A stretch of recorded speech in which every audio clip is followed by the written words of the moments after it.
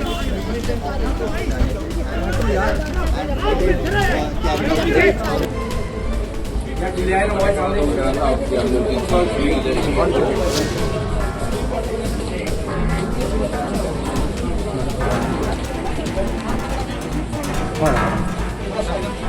you want to say something? Do you want to say something?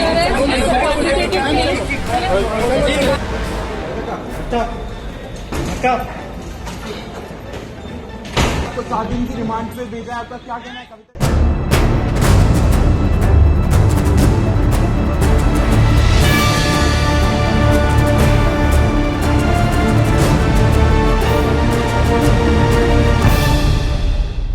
Delhi liquor కేసులో arrest అయిన కవితను ఈ రోజు ఈడీ అధికారులు కోర్టులో ప్రవేశపెట్టారు. కోర్టులో వాదనలు ముగిసిన అనంతరం కవితను 7 రోజుల కస్టడీకి ఇచ్చారు. మరోవైపు కవిత భర్త అనిల్తో పాటు కవిత వ్యక్తిగత సిబ్బంది కూడా నోటీసులు జారీ చేసిన కోర్టు ఈడీ సోమవారం నాడు తన ముందు హాజరు కావాలని ఆదేశాలు ఇచ్చారు. అసలు ఈ ప్రొసీజర్ ఏ విధంగా జరుగుతుంది, కవితతో పాటు కవిత భర్తను కూడా ఇందులో పిలవడం వెనక ఏ ఉద్దేశం ఏంటి, ఏ సెక్షన్ కింద పిలిచి ఉండొచ్చు, అంతేకాకుండా సిబిఐ సప్లిమెంట్ షార్ట్ షీట్ లో వేసింది దీనికి వర్తిస్తుందా, ఈ కస్టడీ పిటిషన్ ఏ విధంగా ఉంది అనే అంశాలు మనతో మాట్లాడడానికి రాజీవ్ రెడ్డి గారు అడ్వకేట్ స్కాట్లాండ్ నుంచి ప్రస్తుతం మనతో లైవ్ లో ఉన్నారు. అని అడిగి పూర్తి వివరాలు తెలుసుకుంది. సార్ నమస్తే అండి. నమస్తే సార్, నిన్నటి నుంచి చూస్తున్నాం వ్యవహారం. ఢిల్లీ అంటే హైదరాబాద్ టు ఢిల్లీ వెళ్ళింది. ఢిల్లీలో ఆమెకి నేను రాత్రి అంతా కూడా ఈడీ ఆఫీసులో పెట్టిన ఈడీ అధికారులు ఉదయం హెల్త్ అంటే మెడికల్ చెకప్ చేసిన తర్వాత కోర్టుకు తీసుకొచ్చారు. కోర్టులో ఈమె పిటిషన్ వేసిన కవిత తరపున పిటిషన్ వేసిన అడ్వకేట్స్ ఇది అరెస్ట్ అక్రమం, ఖచ్చితంగా దీన్ని అసలు పూర్తిగా అన్యాయంగా అరెస్ట్ చేశారు, సుప్రీంకోర్టులో కేసు ఉంటుండే సమయంలో కూడా అరెస్ట్ చేయడం తప్పు అంటూ వాళ్ళు వాదించారు. ఇరు పక్షాల వాదనలు విన్న తర్వాత ఈడీ కోరినట్లుగానే 7 రోజులు ఈడీ కోర్టు ఈడీ అధికారులకి కవితని కస్టడీకి ఇచ్చింది. దీన్ని ఏ విధంగా చూసుకొని 7 రోజుల్లో కవిత నుంచి వాళ్ళు ఎలాంటి సమాచారం రాబట్టే అవకాశం ఉంది? నమస్కారం అండి. ఇప్పుడు విషయం ఏంటంటే, ముందు ఇక్కడ నుంచి సుప్రీం కోర్టులో వీరు పిటిషన్ వేశారు. పిటిషన్ వేసి ఒక హియరింగ్ జరిగేటప్పుడు ఈడీకి సంబంధించిన అడ్వకేట్ ఎవరో 10 రోజుల పాటు మేము ఎటువంటి కోర్సివ్ స్టెప్స్ తీసుకోమని ఓవరాల్ గా చెప్పారు అనేది వారి వాదన. అయితే దీంట్లో అందరు మిస్ అయిందంటే, ఆ 10 రోజులు దాటేసి చాలా రోజులు అయింది. కవిత మరి వారికి ఎవరు అడ్వకేట్ రిప్రజెంట్ చేస్తున్నారు, మొన్న హియరింగ్ వచ్చినప్పుడైనా అది ఎక్స్పైర్ అయిందండి, మళ్ళీ ఒకసారి ఆ ఈడీ నుంచి ఆ అండర్టేకింగ్ ఇన్సిస్ట్ చేసినట్లు మర్చిపోయారు అందరూ. సో అది వెళ్ళిపోయింది. అండ్ సుప్రీం కోర్టులో మియర్ పెండెన్సీ, కింద ట్రయల్ కోర్ట్ అనేది ఆగదండి, కింద ఇన్వెస్టిగేటింగ్ ఏజెన్సీ ఆగదు. సో కవిత తరఫున ఎవరైతే అడ్వకేట్లు ఉన్నారో వాళ్ళకి మరి ఎట్లా మిస్ అయిందో అది మిస్ అయిపోయింది. అది జరిగినట్టు అది ఉంది అని ఊహించుకుంటున్నారు. బట్ అది ఎక్స్పైర్ అయిపోయి చాలా రోజులు అయింది అండర్టేకింగ్. ఒకటి. రెండోది, నిన్న చెప్పినట్టు ట్రాన్సిట్ వారెంట్ లేదు. తర్వాత కొంతమంది నాయకులు వచ్చి మహిళని అరెస్ట్ చేయకూడదు, రాత్రి అరెస్ట్ చేయకూడదు, పగలు అరెస్ట్ చేయకూడదు, ఇవేవి చట్ట ప్రకారం చెల్లవండి. ఇన్వెస్టిగేటింగ్ ఆఫీసర్ మహిళ లేదు, మగ లేదు. ఓన్లీ రిక్వైర్మెంట్ ఇస్ ఆ female officer to be present. ఒక మహిళా ఆఫీసర్ సమక్షంలో జరగాలి. ఇప్పుడు తర్వాత 24 hours ఇవి కూడా అవన్నీ పోయినాయి. ఇప్పుడు కేవలం వాళ్ళ సుప్రీం కోర్టు ఒకటి, ఇది అన్యాయం అక్రమం అంటారు. అంటే టెక్నికల్ గా మాట్లాడుతున్నారు తప్పిస్తే నేరానికి మించి మాట్లాడట్లేదు. ఇప్పుడు మనం గత ఇంటర్వ్యూలో చెప్పాం, సెల్ ఫోన్లు ఇవ్వడం పొరపాటు చేశారని ఒక ఇంటర్వ్యూ మనం చేసాం. ఒకసారి మీరు కొంచెం వెనక్కి వెళ్ళగలరా, మీ మీద షాడో చెప్పండి. సో దాంట్లో ఇప్పుడు నేను చెప్పాను, మనకి ఇండియన్ ఎవిడెన్స్ యాక్ట్ లో 2 సెక్షన్లు ఉంటాయండి, ప్రిజంప్షన్స్ అని. ఆ సెక్షన్ల ప్రకారం ఏంటంటే, natural course of human events ని ప్రిజ్యూమ్ చేస్తుంది కోర్టు. అంటే నేను చెప్పాను కదండి, ఓ ఇంట్లో దొంగతనం జరుగుతుంది, దొంగ అని అరుస్తుంటే పోలీసులు వచ్చే టైం కోర్టు మూట పట్టుకొని దొరికాడు అనుకోండి, కోర్టు ప్రిజంప్షన్ తీసుకుంటది నువ్వే దొంగతనం చేసేవాళ్ళు, అతను ఎక్స్ప్లెయిన్ చేయాలి ఎందుకు రాలేదు అని. అలానే ఈ ఫోన్లు యూజువల్ కోర్స్ లో మనం ఎవరం ఫార్మాట్ చేయమండి. ఓకే, సో ఆవిడ ఫార్మాట్ చేసి ఇచ్చారు. అది మీకు ఫోరెన్సిక్స్ లో ఫార్మాట్ ఎప్పుడు చేశారు, ఎలా చేశారు అనేది వస్తుంది. So it is for Kavitha to explain ఎందుకు ఫార్మాట్ చేశారని, కన్విన్సింగ్ ఎక్స్ప్లెయిన్ చేయాలి ఫార్మాట్ ఎందుకు జరిగింది అనేది. అది జరగనంత కాలం ప్రిజంప్షన్ ఉంటది. సో అక్కడ ఏమవుతుంది, ఎవిడెన్స్ ని డిస్ట్రాయ్ చేశారు ఒకటి. తర్వాత ఈడీ ఆఫీసర్ కి చెప్పాను కదండి, అడ్మిసబుల్ స్టేట్మెంట్ అని. ఈడీ ఆఫీసర్ కి అబద్ధం చెప్పడం కూడా ఒక నేరం. సో మీరు ఈ పిఎంఎల్ఏది సిబిఐ కేసు పక్కన పెట్టండి, ఎవిడెన్స్ డిస్ట్రాయ్ చేశారు, ఈడీ ఆఫీసర్ సమక్షంలో ఆనోత్ ఇచ్చే స్టేట్మెంట్ అది అబద్ధం చెప్పడం కూడా ఒక నేరం అనమాట. ఆ కొత్త నేరాలు చుట్టుకుంటాయి. సార్ ఇది కాకుండా అండ్ నిన్న అరెస్ట్ చెప్పండి. చేస్తున్నప్పుడు కేటీఆర్ గారు వీళ్ళందరూ కూడా కొంచెం ఇబ్బంది పెట్టడం, ఈడీ ఆఫీసర్లందరికీ అడ్డుకోవడం, ఇది కూడా బెయిల్ రాకుండా ఉండడానికి చార్జ్ షీట్ లో ప్లస్ అవుతుంది అంటారు. ఇది ఇప్పుడు కాదండి, డే 1 నుంచి చెప్తున్నాం మనం. కోఆపరేట్ చేయలేదు, బెయిల్ రిజెక్ట్ చేయడానికి ఇవే గ్రౌండ్స్ అవుతాయి. Summons Okay. ఇచ్చినప్పుడు రాలేదు, అవాయిడ్ చేస్తా ఉన్నారు, ఫార్మాట్ చేశారు, కొన్ని ఫోన్లను మాయం చేశారు. ఇవి అవును. బెయిల్ కి ఇబ్బంది అన్నమాట. In future going ahead bail కి ఇబ్బంది జరుగుతూ ఉంటది. ఓకే. అంటే అవకాశం ఇచ్చినప్పుడే రెసిస్ట్ చేశారు, కోఆపరేట్ Hmm. చేయలేదు, అవాయిడ్ చేశారు, తప్పించుకోవడానికి ప్రయత్నం చేశారు, సాక్ష్యాలని తారుమారు చేయడానికి ప్రయత్నం చేశారు అనేది బెయిల్ కి ఇబ్బంది పెడతాయి అన్నమాట బెయిల్. ఇప్పుడు నిన్న జరిగిన సంఘటనలో ఈడీ అధికారులు కూడా ఇక్కడ హైదరాబాద్ లో జరిగింది కాబట్టి కవిత కేటీఆర్ మీద కంప్లైంట్ ఇచ్చారనుకుంటా. 341 వస్తుంది అంటారా, 353 వస్తుందా? 353 అయితే అది కంప్లైంట్, మరి అది బంజారాహిల్స్ లోకల్ పోలీస్ కి ఇస్తారండి. అది ఆ జ్యూరిడిక్షన్ లో జరిగింది కాబట్టి దానిపైన మనకి లేదు. తర్వాత ఎక్కడో నేను చూశాను, బంజారాహిల్స్ పోలీస్ స్టేట్మెంట్ ఇచ్చారు, అటువంటి ఏమి మాకు అందలేదు అని. ఒకవేళ బట్ ఇచ్చుంటే మాత్రం 353 అండి. 353 వస్తుంది, 341 వస్తుంది అంటారు. అంటే డిపెండ్స్. అబ్స్ట్రక్షన్ చేస్తేనేమో 353 అనుకుంటా, అసాల్ట్ చేస్తే, అసాల్ట్ కాదు, క్రిమినల్ ఫోర్స్ యూజ్ చేస్తే, నెట్టేసినా చేసిన ఏదైనా చేసినా 341. అచ్చా, అంటే ఇప్పుడు ఈ కేసులో ఇవన్నీ కూడా ఆమెకి బెయిల్ రాకుండా ఉండడానికి ఇవన్నీ చార్జ్ షీట్ లోకి ప్లస్ అవకాశం ఉంది. బెయిల్ రాకుండా ఉండడానికి ఇబ్బంది. సార్ ఇప్పుడు తర్వాత పోలీసు చెప్పండి. చెప్పండి, మీరు చెప్పండి. మీరు అడగండి, దాంతో చెప్తాను. ఓకే, ఇప్పుడు ఈ కేసులో 7 రోజులు కస్టడీకి ఇచ్చారు. ఇప్పుడు దాదాపు సంవత్సరం నుంచి కూడా ఈడీ దర్యాప్తు చేస్తూనే ఉంది. 7 రోజులు కస్టడీలో ఎటువంటి విషయాలు వచ్చే అవకాశం ఉంటుందండి? కన్ఫరెంట్ చేస్తారండి. అచ్చా. కన్ఫరెంట్ చేస్తారు అంటే మీకు ఈ కేసులో కవిత రోలు అంటే ఈడీ, నేను ముందు నుంచి చెప్తాను, ఈడీ వేసే ఛార్జ్ షీట్లు కానీ, సప్లిమెంటరీ ఛార్జ్ షీట్లు కానీ, రిమాండ్ రిపోర్ట్లలో ఇన్స్టెన్సెస్ మాత్రమే మెన్షన్ చేస్తుంది. దానికి సంబంధించిన ఆధారాలు ఏమున్నాయనేది వారి దగ్గర ఉంటాయి. ఒక లైన్ వస్తే 10 పేజీలు ఉన్నాయి అనుకోండి వెనకాల ఎవిడెన్స్. సో దాంట్లో స్పెసిఫిక్ గా కవిత గారి మీద ఏం చెప్తారంటే, ఢిల్లీలో ఏదో హోటల్లో మీటింగ్లు అటెండ్ అయ్యారు మిగతా అక్యూజ్డ్ తో పాటు. అక్కడ కంప్యూటర్ వాడారు, అక్కడ ప్రింట్లు తీశారు, ఆ సీసీ ఫుటేజ్ ఉన్నాయి, సిడిఆర్ రిపోర్ట్లు ఉన్నాయి. తర్వాత అతను సమీర్ మహేంద్రు అనుకుంటా, అతను 1-2 సార్లు హైదరాబాద్ రావడం, కవిత గారి ఇంట్లో మీటింగ్ జరగడం, అది చెప్పారు. తర్వాత కవిత గారు ఏదో ఫేస్ టైమ్ లో 1-2 సార్లు మాట్లాడారని. సో ఇవి పెట్టుకొని కన్ఫరెంట్ చేసి అడుగుతారు అనమాట, ఆ మీటింగ్ మీరెందుకున్నారు, మీరేం మాట్లాడారు అని. మళ్ళీ దీన్ని క్రాస్ రిఫరెన్స్ వారితోటి అట్లా చేసుకుంటా పోతారు అనమాట. అంటే ఈడీ కేసులు సాధారణంగా పేపర్ స్పీకింగ్ అంటారు, అంటే పేపరే మాట్లాడుతుంటారు. సో ఆ ఎవిడెన్స్ పెట్టుకొని కన్ఫరెంట్ చేస్తారు అనమాట. అచ్చా. మీరు పలానా టైంలో అంటే ఇప్పుడు ఇప్పుడు వేసిన, అంటే ఈ రోజు వేసిన కస్టడీ అప్లికేషన్ లో కూడా అది ఉంది. ఆ ఉబ్రాయ్ ఎక్కడ ఢిల్లీలో హోటల్ మీటింగ్ ఏం జరిగిందంటే, నేను ఉన్నాను వాస్తవం కానీ డిస్కషన్ అది జరగలేదు అని అన్నారని. దాన్ని మోర్ ఎలాబరేట్ గా క్వశ్చన్ చేస్తారనమాట. ఇప్పుడు సార్ ఒకవేళ 7 రోజులు కస్టడీలో కవిత గారు చెప్పిన విషయం సరిపోయింది అనుకోండి, ఒకవేళ ఆమె కోఆపరేట్ చేయకపోతే ఏం చేస్తారు? అంటే నాకు తెలియదు, ఐ ఫర్గెట్ అంటే ఇలా మాట్లాడుతుంటారు సాధారణంగా. అంటే సెక్షన్ 50 ప్రకారం అవి అనడానికి వీల్లేదు. మీరు చెప్పేది సిఆర్పిసి పోలీస్ ఇంటరాగేషన్ లో నాకు తెలీదు, నాకు గుర్తు లేదు అంటే చెల్లుబాటు అవుతుంది. బట్ ఈడీ ఆఫీసర్ సమక్షంలో సెక్షన్ 50లో మీరు నిజం మాత్రమే చెప్పాలి, తప్పించుకోవడానికి వీల్లేదు. నాకు గుర్తు లేదు అన్నారు అనుకోండి, నాకు తెలియదు అన్నారు అనుకోండి, ఆ రిలివెంట్ మెటీరియల్ కన్ఫరెంట్ చేస్తారు, మీ మెమరీని రిఫ్రెష్ చేస్తారు. సో అబద్ధం చెప్పడం సెపరేట్ అఫెన్స్ అనమాట. చెప్పకపోవడం కూడా సెపరేట్ అఫెన్స్. గుర్తు లేదు అన్నారు అనుకోండి, సెపరేట్ అఫెన్స్. గుర్తు లేదు అన్నప్పుడు అది తీసుకొచ్చి పెడతారు, దాని ఎక్స్ప్లెనేషన్ అడుగుతారు. అప్పుడు కూడా గుర్తు లేదు, తెలియదు అన్నారు అనుకోండి, కోఆపరేట్ చేయట్లేదు ఒక అఫెన్స్, అబద్ధం చెప్తున్నారు ఇంకో అఫెన్స్. అవి సెపరేట్ అఫెన్స్లు అనమాట, ముడిపడతా ఉంటాయి. దీంట్లోనే ప్రిజంప్షన్స్ వస్తుంటాయి పిఎంఎల్ఏ యాక్ట్ లో. ఓకే, కొంచెం మీరు వెనక్కి వెళ్తే ఇది ఓకే సార్. ఇప్పుడు ఈ కేసులో 7 రోజులు కస్టడీ సరిపోలేదు అనుకోండి, కస్టడీ పొడిగించుకునే అవకాశం ఉంటుందా?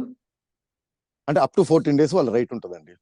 అచ్చా, అంటే ఇప్పుడు 7 రోజులు ఇచ్చారు కదా, 7 రోజులు ఇచ్చారు, అవ్వట్లేదు అనుకోండి ఎక్స్ట్రా అడుగుతారు. అదే డిస్క్రిషన్ ఆఫ్ ద కోర్ట్, అంటే వీరేం ఎక్స్ట్రాక్ట్ చేశారు, ఇంకేం మిగిలింది అని.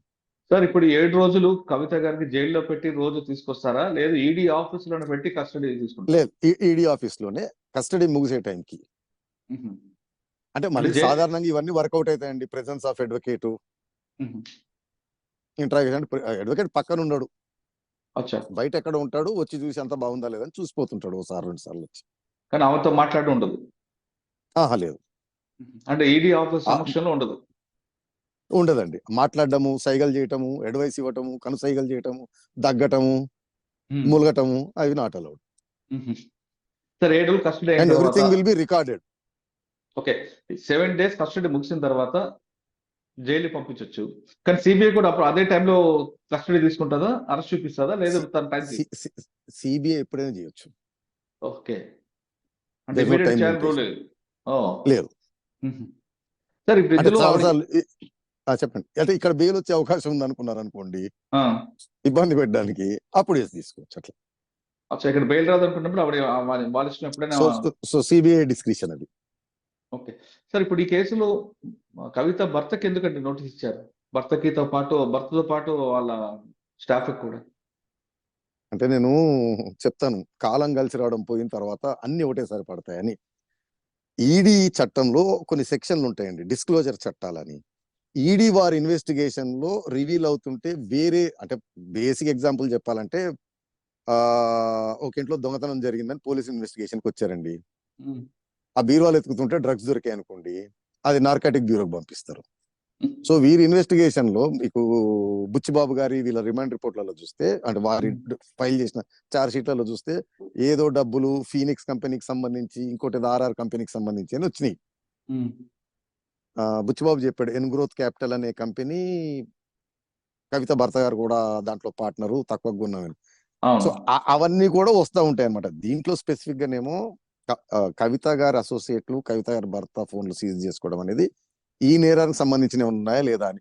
అంటే సాధారణంగా మన దగ్గర అధికారంలో పదవులు ఉన్న వాళ్ళు ఏంటంటే వాళ్ళ ఫోన్లు వాడరు, చుట్టుపక్కల ఉన్న ఫోన్లకి మెసేజ్లు కానీ, డేటా కానీ, డాక్యుమెంట్లు కానీ వస్తుంటాయి, అవి ఒకటి తీసుకుంటారు. రెండోది ఆవిడ చెప్పేది ఏంటిదంటే, నా ఫోన్లు నా దగ్గర ఉండవు, నా అసిస్టెంట్లు వాడతారు అని చెప్తుంది. సో వారిని కూర్చోబెట్టి వారి నుంచి స్టేట్మెంట్ తీసుకుంటారు, ఇది మేడం గారి ఇన్స్ట్రక్షన్స్ మీదనే మేము వాడుతున్నాము, ఆవిడ చేయమన్నట్టే చేసామని అవి తీసుకుంటారు. ఓకే. సో ఏదైతే మా అసోసియేట్స్ అని, లేదా ఈ ఫోన్లలో కూడా ఇంకేదైనా డేటా ఉందా అని చెప్పి ఎక్స్ట్రాక్ట్ చేస్తారు అనమాట. సార్ ఒకవేళ చేసిన తర్వాత వాటిలలో ఏదైనా వచ్చినాయి అనుకోండి, సపోజ్ ఇన్కమ్ ట్యాక్స్ సంబంధించినవి, ఓకే, బేనామీకి సంబంధించినవి, దానికి సంబంధించి అవి ఆ ఏజెన్సీలకు పంపించేస్తుంటారు అనమాట, కోఆర్డినేటెడ్ గా.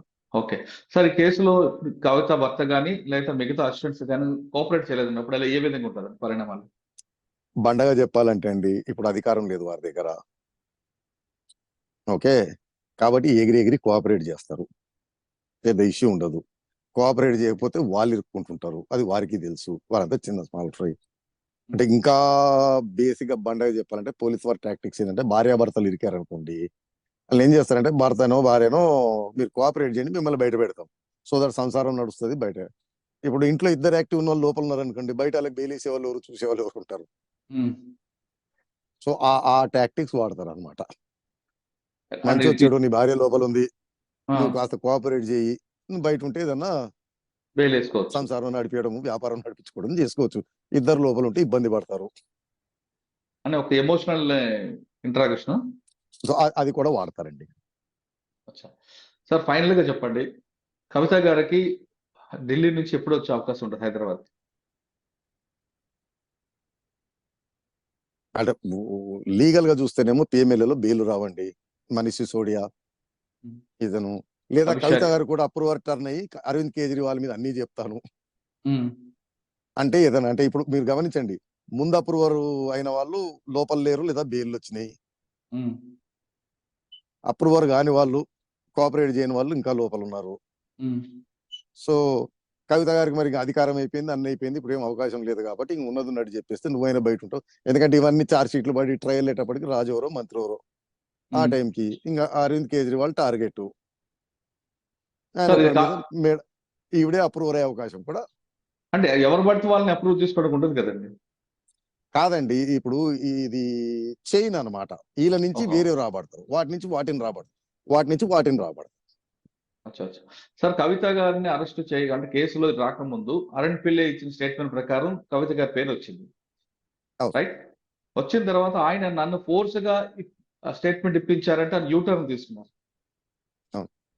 ఇప్పుడు వాళ్ళిద్దరిని ఆమెని ఈమెని కలిసి ట్రయల్లలో కూర్చోబెట్టి మనకు మాట్లాడు. వస్తాయి ఈ బెయిల్లు ఆ, చార్జ్ షీట్లకు పనికిరావు ఇవి. రెండోది ఏంటంటే స్టేట్మెంట్ ఇట్ సెల్ఫ్ ఏ నేరం ప్రూవ్ చేయదండి. అచ్చా. ఇన్వెస్టిగేటింగ్ ఏజెన్సీ అంటే ఇప్పుడు సాధారణ పోలీస్ స్టేట్మెంట్లేమో అడ్మిసబులేగా, ఉమ్, ఈడీ స్టేట్మెంట్లు ఓన్లీ అడ్మిసబుల్, పరిగణనకు తీసుకుంటారు. బట్ దాన్ని ఎవిడెన్స్ ద్వారా కొరాబరేట్ చేసి ప్రూవ్ చేయాల్సిన బాధ్యత ఇన్వెస్టిగేటింగ్ ఏజెన్సీది. సో దాని మీద ఉంటారు అనమాట. సో ఈ స్టేట్మెంట్ ఇచ్చినా వెనక్కి తీసుకున్నా వారు గ్యాదర్ చేసిన ఇండిపెండెంట్ ఎవిడెన్స్ బట్టి ఆ స్టేట్మెంట్ రిలవెన్సీ ఉంటుంది అనమాట. అచ్చా. సరే, అయితే ఇందులో ఇప్పటికే ఒక అరుణ్ పిల్లనే కాదండి, ఇప్పుడు అప్రూవర్ టర్ని కవిత గారి మీద మాగుంట రాఘవరెడ్డి, శరత్ చంద్రారెడ్డి, సమీర్ మహేంద్రు, అమిత్ అరోరా, దినేష్ అరోరా, బుచ్చిబాబు, నాకు తెలుసు 10 మంది చెప్పారు. అభిషేక్ కూడా ఉన్నారు కదా. అతనిది మరైందా లేదో తెలియదు, లోపలే ఉన్నాడంటే అప్రూవర్ కాలేదేమో. ఉమ్, అతను గౌతమ్ ముత్తా. ఆ, అయితే దీన్ని లింక్ అంటే మీరు మనీ ట్రయల్ చెప్తానండి కేసు సింపుల్ గా. ఓకే. ఇండో స్పిరిట్స్ అనే కంపెనీకి ఆయాచుత లాభం జరిగింది. అవును. అవుట్ ఆఫ్ ద వే అది వచ్చింది licence, out of the way లాభాలు వచ్చినాయి. ఈ ఇండో స్పిరిట్స్ కంపెనీలో రామచంద్ర పిల్లే, మాగంట రాఘవరెడ్డి రిప్రజెంటేటివ్ ఒక అతను, ఇద్దరు పార్ట్నర్ల కింద చేరారు ఉమ్, ఇండో స్పిరిట్ లో. ఈ ఎక్సైజ్ పాలసీ జరుగుతున్నప్పుడు కొత్తగా చేరారు వారిద్దరు. దాంట్లో అవును. రామచంద్ర పిల్లే గారి investment money went in to that. ఆ డబ్బులు శ్రీనివాసరావు గారు అకౌంట్ ద్వారా వచ్చాయి. శ్రీనివాసరావు అనే అతను అప్రూవర్ కిందటని ఇది కవిత గారు చెప్తే ఇచ్చాను అని అన్నాడు. అవును. సో అది become benami investment of Kavitha. So um, అది ఇండో స్పిరిట్ లో డబ్బులు పోయినాయి. అందులోంచి వచ్చిన ఆయాచిత లాభం ఏదైతే ఉందో, అనాయాచిత లాభం వాట్ ఎవర్, ఉమ్, అది ఇండో స్పిరిట్స్ కంపెనీ నుంచి ఈ గౌతమ్ ముత్తా అకౌంట్లలోకి దీని ట్రాన్సాక్షన్లు జరుగుతూ రామచంద్ర పిల్లేకి వచ్చినాయి. రైట్. రామచంద్ర పిల్లే దాంతో ఒక ప్రాపర్టీ పర్చేజ్ చేశాడు. No source of fund Srinivasarao ఇచ్చాడు. శ్రీనివాసరావు ఎందుకు ఇచ్చాడు అంటే అంద ఇన్స్ట్రక్షన్స్ ఆఫ్ కవిత గారు ఇచ్చానన్నాడు. సో అవును. డబ్బులు రావడం, అక్కడ దాకా చేరడం, ఉమ్, అది మనీ ట్రయల్ దీంట్లో కవిత గారికి సంబంధించి. అచ్చా. రెండోది ఈ సిడిఆర్ టెక్నికల్ ఎవిడెన్స్ హోటల్లో ఈవిడ ప్రెజెన్స్ అది జరుగుతున్నప్పుడు. అంటే ఉమ్, బెస్ట్ ఏంటంటే ఇందులో జరిగింది ఎక్సైజ్ పాలసీ అనేది ఇంకా బయటికి రాలేదు, ఉమ్, డ్రాఫ్ట్ మాత్రమే జరిగింది. అది సీక్రెట్ డాక్యుమెంట్. ఉమ్, ఆ డాక్యుమెంట్ ని పెన్ డ్రైవ్ ద్వారా ఎవరో తీసుకొచ్చి వీరు బస చేసిన హోటల్ కి తీసుకొచ్చారు. ఉమ్, దీన్ని వీరు ఓపెన్ చేసి ఇది బాగాలేదు, ఇది బాగుంది, దీంతో లాభం లేదు, దీన్ని పెంచండి, దీన్ని తగ్గించండి అని కరెక్షన్లు చేశారు.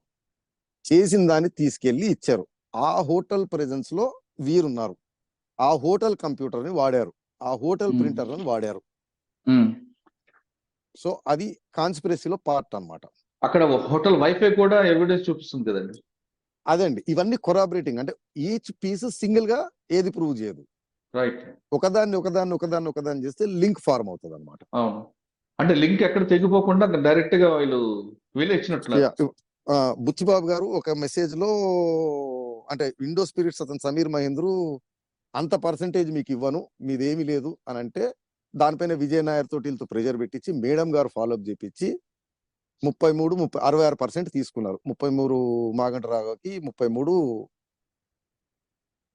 కవిత గారు రిప్రజెంటెడ్ బై పిల్లే. అయితే దాంట్లో ఒక SMS మెసేజ్ చూసింది, మేడం గారు అంటే అంత పర్సంటేజ్ ఇవ్వను అని సమీర్ మహేంద్ర అంటే, మేడం గారు ఒప్పుకోరు, మినిమం 33% ఇవ్వాలి అని ఉంది. ఉమ్, అది బుచ్చిబాబు గారి స్టేట్మెంట్ లో మేడం అంటే నన్ అదర్ దెన్ కవిత గారు. అవును. సో ఐసోలేటెడ్ గా ఏది ప్రూవ్ చేయదండి. రైట్. సో ఇది ఒకదాన్ని ఒకటి అని. ఇంకోటి పిఎంఎల్ యాక్ట్ లో ప్రిజంప్షన్ ఎడిస్ వస్తుంది, అదో బాధ. అంటే బియాండ్ ప్రూఫ్ సిఆర్పిసి లాగా ప్రూవ్ చేయాల్సిన అవసరం ఉండదండి. అచ్చా. సార్, ఇప్పుడు already CBI supplementary charge sheet లో కవితని అక్యూజర్ గా చేసి పెట్టారు. ఆ ఎవిడెన్స్, ఆ ఇన్వెస్టిగేషన్ పార్ట్ కూడా ఇందులోకి మనకు వస్తుంది అంటారా? రెండు లింకే కదండి. రైట్. అదే సిబిఐ కేసు కరప్షన్, లంచం ఇవ్వటము, లంచంతో అనాయిత లాభం పొందడం. ఈ పొందిన లాభాన్ని ఇప్పుడు వట్టినేళ్లపల్లి ప్రాపర్టీలు కొన్నారు, ఈ అకౌంట్లు వేసారు, ఆ అకౌంట్లు వేసారు అనేది ED. First part CBI. Second part వచ్చిన డబ్బుల్ని ఎలా వాడారు అనేది ఈడీ పిఎంఎల్. అండ్ మళ్ళా మేము చెప్తే చంద్రబాబు నాయుడు గారు అప్పుడు కూడా చెప్పాను నేను, వీరు లంచం చేతులతో ఇచ్చారు, వీరు చేశారని కాదు, 120B టైయింగ్ సెక్షన్ కాన్స్పరెన్సీ. లంచం ఇచ్చే కుట్రలో పార్టిసిపేట్ చేశారు. సో అది ఈ కవిత గారికి బాగా చుట్టుకునే సెక్షన్ 120Bలు ఉంటాయి అన్నమాట. సార్ కాన్స్పరెన్సీ కేసులో ప్రూవ్ చేయడం చాలా కష్టం కదా, బర్డెన్ కదండి. అవునండి, circumstantial evidence, secret document, finalize కాని డాక్యుమెంట్ ఈ హోటల్లో తీసుకొచ్చారు, ఆ హోటల్లో చర్చలు జరిగినాయి, అక్కడ కరెక్షన్లు చేశారు, చేసినప్పుడు మీరున్నారుగా, అది చాలా ప్రూవ్ చేసుకోవచ్చు సార్. మీరు ఎందుకున్నారు, మీరు చెప్పాల్సిన బాధ్యత కూడా ఉంది కదా. అవును, నేను టీ తాగడానికి వెళ్ళాను, కాఫీ తాగడానికి అనుకోకుండా ఇల్లు కలిసారు అని. సో అదొకటి కాదు. సో అది ఫాలోడ్ బై ఇంకోటి. సపోజ్ అది కాగానే సమీర్ మహేంద్రు హైదరాబాద్ లో కవిత గారి ఇంట్లో మీటింగ్, ఆ సిడిఆర్ రికార్డులు, అదంతా ఫేస్ టైమ్ లో మాట్లాడడం, అంటే అక్కడ ఒకటి జరుగుతూ ఉంటే దాని బిఫోరో ఆఫ్టరో ఒక ఇన్సిడెంట్ జరగటం. నేను మీతో మాట్లాడి వెళ్ళంగానే మీరు పోయి ఒక పని చేయటం, అది చేయగానే మీరు మళ్ళీ నాతో కమ్యూనికేట్ చేయటం, ఇది జరగగానే నా అకౌంట్ డబ్బులు రావడం, ఇలా. సార్ బేగంపేట ఎయిర్పోర్ట్ నుండి చార్టర్డ్ ఫ్లైట్ లో నోట్ల కట్లు వెళ్ళే ఢిల్లీకి అంటారు, అది కూడా ఇందులో వస్తుంది అంటారా? వీళ్ళందరికీ నేను మళ్ళీ చెప్తున్నాను, ఈ కేసులో one of the first approver వచ్చి శరత్ చంద్రారెడ్డి గారి వైఫ్. అవును, అందుకే ఆవిడ అరెస్ట్ కాలేదు, కానీ ఆవిడే ఈ ఫ్లైట్ నడిపించేది. సో నాకు తెలిసి, correct me if I'm wrong, నా ఊహా అజంప్షన్ ఏంటంటే అసలు ఇది మొదలు కాగానే ఆవిడ పిలిపించుకోవడమో, ఆవిడంతటా ఆవిడ వెళ్ళడమో, డీటెయిల్స్ అన్ని ఇచ్చుంటారు. పలానా ఫ్లైట్లు, పలానా కథ, పలానా లగేజ్, పలానా వెయిట్, పలానా సంచులు, ఇదిగోండి సీసీ ఫుటేజ్ అని. అది వన్ ఆఫ్ ద ఏమంటారు బిగినింగ్ లోనే జరిగిపోయింది. అది బయటికి రావట్లేదు. అది ఈడీ దగ్గర, సిబిఐ దగ్గర రెండు ఉంది. దాన్ని లింక్అప్ చేసుకుంటూ ఫర్దర్ ఇన్వెస్టిగేషన్ స్టార్ట్ అవుతుంది. అంటే అది కూడా ఒక ఎడిషనల్ ఎవిడెన్స్ అన్నమాట. అంటే ఫైనల్ గా మీరు చెప్తున్నట్లుగా కవిత గారు ఇప్పట్లో బెయిల్ దొరికే అవకాశం లేదు, ఇప్పుడు లేదు, నీ ఇలా గడవాల్సిందే. ఈ తర్వాత మనం పొలిటికల్ చెప్పండి. ఈ కేసు చూస్తుంటే కరుణానిధి కూతురు కనిమొళి కేసు ఆ లింకప్ కనిపిస్తుందండి. ఆమె కూడా చాలా సంవత్సరాలు జైల్లో ఉన్నారు కదా. కరుణానిధి గారి daughter case is much better position than Kavitha గారి కేసు. అంటే అంతకన్నా అంటే ఇక్కడ మోర్ ఎవిడెన్స్లు కనపడుతున్నాయి. సరే, మనం మొత్తం డాక్యుమెంట్ చూడలేదు, చార్జ్ షీట్ అప్పుడు వస్తుంది, కానీ మనం చూసిన డాక్యుమెంట్ల ప్రకారం మాత్రం రెండోది కరుణానిధి గారు పొలిటికల్ గా స్పీకింగ్ కూడా, కనిమొళి గారు, కరుణానిధి గారు పార్టీ బలమైన పార్టీ, అది ఒక రోజు అధికారంలో ఉన్నా పోయినా మళ్ళీ వచ్చేది ఉంది. ఇక్కడ అవకాశం కూడా కనపడట్లేదు. సో వీరితో ఏదైనా బీజేపీకి కానీ సెంట్రల్ గవర్నమెంట్ కి అవసరాలు అవి ఉన్నా ఇప్పుడైతే డోర్స్ క్లోజ్ అయిపోయాయి, పెద్దగా ఏమీ లేదు. ఇంకా చట్టం తన పని తను చేసుకుంటూ పోవడం. ఢిల్లీలో ఉన్న కవిత గారు ఇప్పట్లో హైదరాబాద్ వచ్చేది లేదు అంటున్నారు రాజీవ్ రెడ్డి గారు. ఆమె ఈడీ కేసులో అరెస్ట్ అయ్యారు. 23 వరకు కస్టడీ అయిన తర్వాత ఆమె కస్టడీలో ఇచ్చిన మెటీరియల్ సరిపోతే సరే, లేదా ఈడీ మరొకసారి కస్టడీ కోరే అవకాశం ఉంది అంటున్నారు. ఒకవేళ ఈడీ కస్టడీ పూర్తయిన వెంటనే జైలుకి వెళ్ళిన తర్వాత ఇక సిబిఐ కేసులో కూడా సిబిఐ కస్టడీ తీసుకొని మరొకసారి విచారించే అవకాశం ఉంది. కాబట్టి ఆ కేసుల్లో సిబిఐ కేసులో బెయిల్ వచ్చినా ఈడీ కేసులో మాత్రం ఇప్పట్లో బెయిల్ రాదు అంటూ కరాఖండిగా చెప్తున్నారు రాజీవ్ రెడ్డి గారు. కవిత అరెస్ట్ పై రాజీవ్ రెడ్డి గారి విశ్లేషణ ఇది. మరో అంశంలో మళ్ళీ కలుద్దాం. అంతవరకు నమస్తే. Thank you sir. Thank you very much అండి. నమస్కారం.